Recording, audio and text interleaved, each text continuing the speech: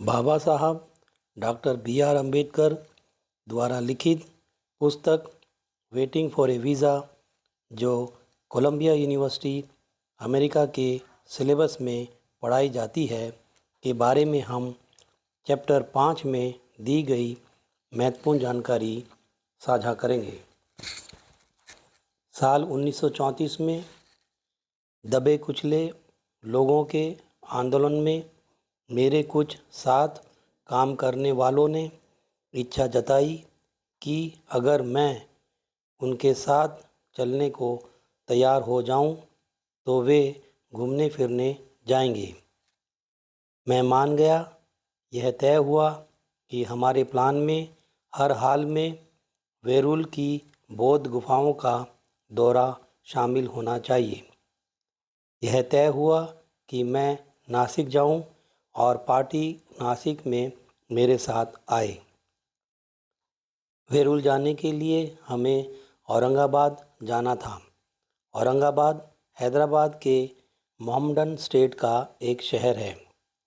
औरंगाबाद के रास्ते में हमें सबसे पहले दौलताबाद नाम के एक और शहर से गुज़रना पड़ा, जो हैदराबाद स्टेट में ही है।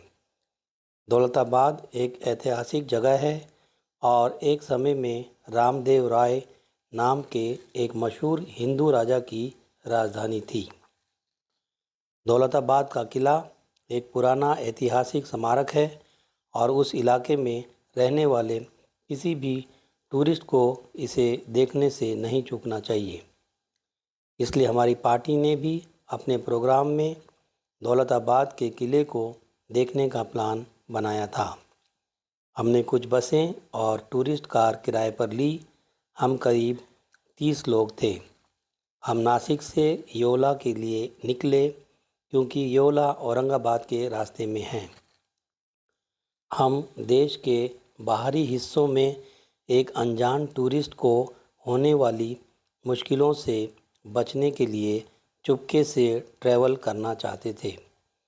हमने अपने लोगों को सिर्फ उन्हीं सेंटर्स पर इन्फॉर्म किया था जहां हमने रुकने का फैसला किया था। इसलिए रास्ते में, हालांकि हम निज़ाम स्टेट के कई गांवों से गुज़रे, लेकिन हमारा कोई भी आदमी हमसे मिलने नहीं आया। जाहिर है, दौलताबाद में यह अलग था। वहां हमारे लोगों को इन्फॉर्म किया गया था कि हम आ रहे हैं। वे हमारा इंतज़ार कर रहे थे और एंट्रेंस पर जमा हो गए थे। उन्होंने हमसे कहा कि पहले उतरकर चाय और नाश्ता करें और फिर किला देखने चलें। हम उनके प्रपोज़ल से राज़ी नहीं हुए। हमें चाय बहुत ज़्यादा चाहिए थी, लेकिन हम शाम होने से पहले किला देखने के लिए काफ़ी समय चाहते थे। इसलिए हम किले के लिए निकल पड़े और अपने लोगों से कहा कि हम लौटते समय चाय लेंगे। इसलिए हमने अपने ड्राइवरों से आगे बढ़ने को कहा और कुछ ही मिनटों में हम किले के गेट पर थे। रमज़ान का महीना था, मुसलमानों के रोज़े का महीना। किले के गेट के ठीक बाहर पानी का एक छोटा सा टैंक है जो ऊपर तक भरा हुआ है।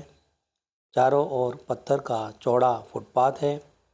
हमारे चेहरे, शरीर और कपड़े सफ़र के दौरान जमी धूल से भरे हुए थे और हम सब नहाना चाहते थे। बिना ज़्यादा सोचे समझे पार्टी के कुछ लोगों ने टैंक के पानी से फुटपाथ पर अपने चेहरे और पैर धो लिए। इन वजू के बाद हम किले के गेट पर गए। अंदर हथियारबंद सैनिक थे। उन्होंने बड़े गेट खोले और हमें अंदर आने दिया। हमने अभी अभी गार्ड से किले में जाने की इजाज़त लेने का तरीका पूछना शुरू किया था।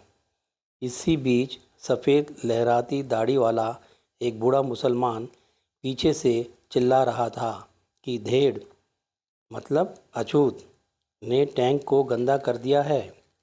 जल्द ही आसपास के सभी जवान और बूढ़े मुसलमान उसके साथ आ गए और सब ने हमें गालियां देना शुरू कर दिया। धेड़ अब नीच और घमंडी हो गए हैं। धेड़ अपना धर्म भूल गए हैं। यानी खुद को सबसे गिरा हुआ मानना। भेड़ को सबक सिखाना चाहिए। वे धमकी देने वाले मूड में नहीं थे। हमने उनसे कहा कि हम बाहरी हैं, लोकल रिवाज जानते हैं। उन्होंने अपने गुस्से की आग उन लोगों पर मोड़ दी जो तब तक टैंक पर आ चुके थे। उन्होंने इन बाहरी लोगों को यह क्यों नहीं बताया कि इस टैंक का इस्तेमाल नहीं किया जा सकता। उन्होंने विरोध किया कि यह असल में हमारी गलती थी, लेकिन उन्होंने मुसलमानों को रखा और वे ये सुनने को तैयार नहीं थे कि यह उनके और हमारे साथ बुरा बर्ताव कर रहा है। यह बुरा बर्ताव इतना बुरा था कि शायद हत्या भी हो सकती थी। इससे हम और भी परेशान हो गए। अगर हमने खुद को रोका होता तो आसानी से दंगा हो सकता था। हमने ऐसा किया। भीड़ में एक नौजवान मुस्लिम बार बार कह रहा था कि हर किसी को अपने धर्म का पालन करना चाहिए, मतलब अछूत को पब्लिक टैंक से पानी नहीं लेना चाहिए। मैं काफ़ी बेसब्र हो गया था और मैंने उससे थोड़े गुस्से वाले लहजे में पूछा, क्या तुम्हारा धर्म यही सिखाता है? क्या तुम किसी अछूत को इस टैंक से पानी लेने से रोकोगे अगर वह मुसलमान बन जाए? इन सीधे सवालों का मुसलमानों पर कुछ असर होता दिखा। उन्होंने कोई जवाब नहीं दिया और चुप खड़े रहे। घाट की तरफ मुड़कर मैंने फिर गुस्से वाले लहजे में कहा, क्या हम किले में जा सकते हैं या नहीं? हमें बताओ।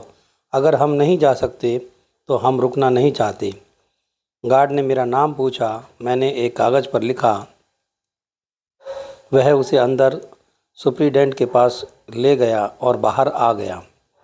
हमें बताया गया कि हम किले के अंदर जा सकते हैं, लेकिन हम किले में कहीं भी पानी नहीं छू सकते और एक हथियारबंद सैनिक को हमारे साथ जाने का आदेश दिया गया ताकि यह देखा जा सके कि हम आदेश का उल्लंघन ना करें। मैंने एक उदाहरण दिया कि जो व्यक्ति हिंदू के लिए अछूत है वह पारसी के लिए भी अछूत है। इससे पता चलेगा कि जो व्यक्ति हिंदू के लिए अछूत है वह पारसी के लिए भी अछूत है, वह मुसलमान के लिए भी अछूत है।